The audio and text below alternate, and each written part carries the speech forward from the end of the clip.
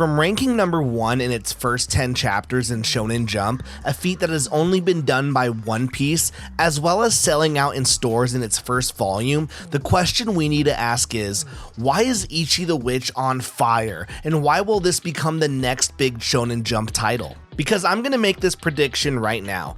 Ichi the Witch is going to be legendary, and it's actually because of these 3 things. My name is Tyler, and welcome to the Manga Cafe. Let's get started.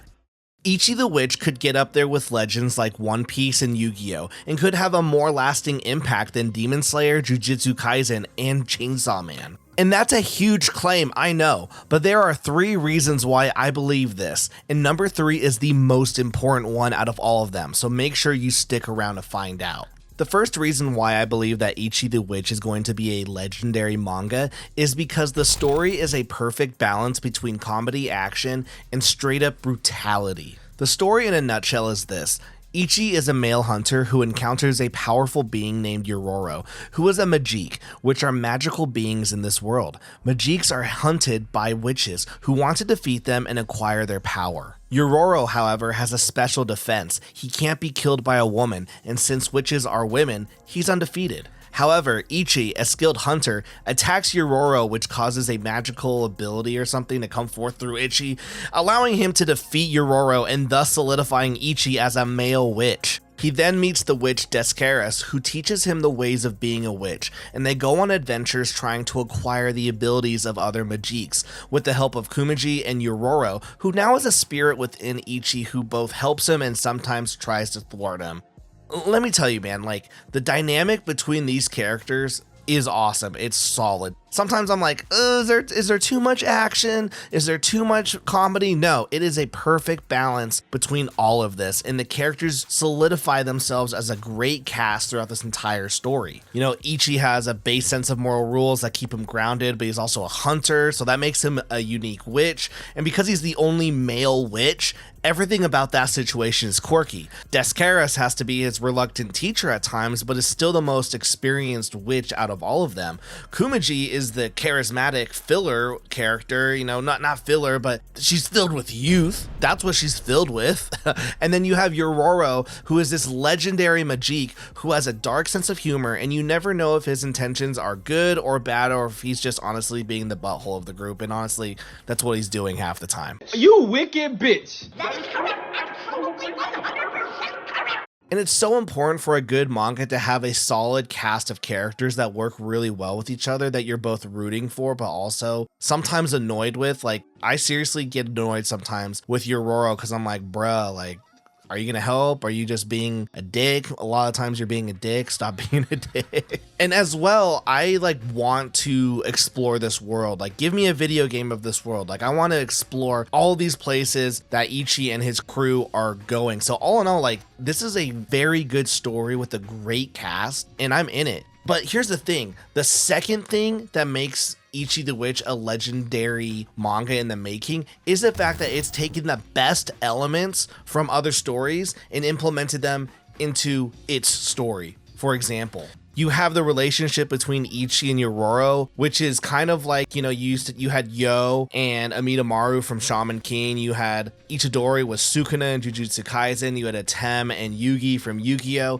And there's something about having a spirit teammate that's always around you, because then you get this dynamic relationship where, are they friends? Are they enemies? Are they an annoyance? With Yo and Amidamaru, you had Amidamaru as like this kind of sensei to Yo, and you could see the friendship that bonded them, whereas with like Sukuna and Itadori, they were constantly at odds with each other, but they had to work with each other.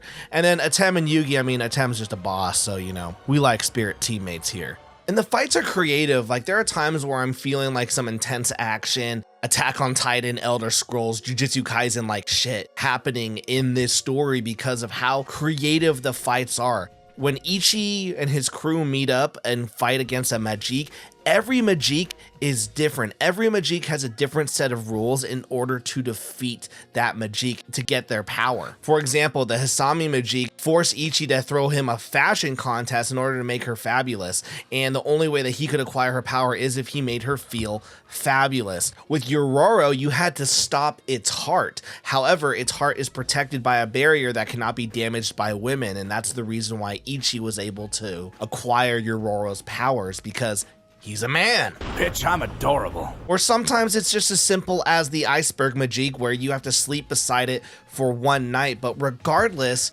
each of these fights just feel creative. Every single one of these battles is different from the other because every Majik is unique. And honestly, that's what keeps Ichi the Witch fresh every single week. You don't know what's going to happen. You don't know what the next Majik is going to be. You don't know how Ichi and his crew are going to be able to defeat it because you don't know the weird set of rules, the different parameters that are going to be set in order for them to acquire this Majik's power. But ultimately, like, that is what's great about the series. You're on your tippy toes. You're like, I wonder what's going to happen. I wonder how they're going to get through this one. Is this Majik going to be a simple one? Or is it going to be like an Elden Ring type boss where you just got to survive, figure it out, survive, figure out, survive. And by the way, I freaking hate Elden Ring. I suck at that game. I don't think it's meant for 30-year-olds with children who have no hand-eye coordination and don't have time to die 1,000 different times by the same boss.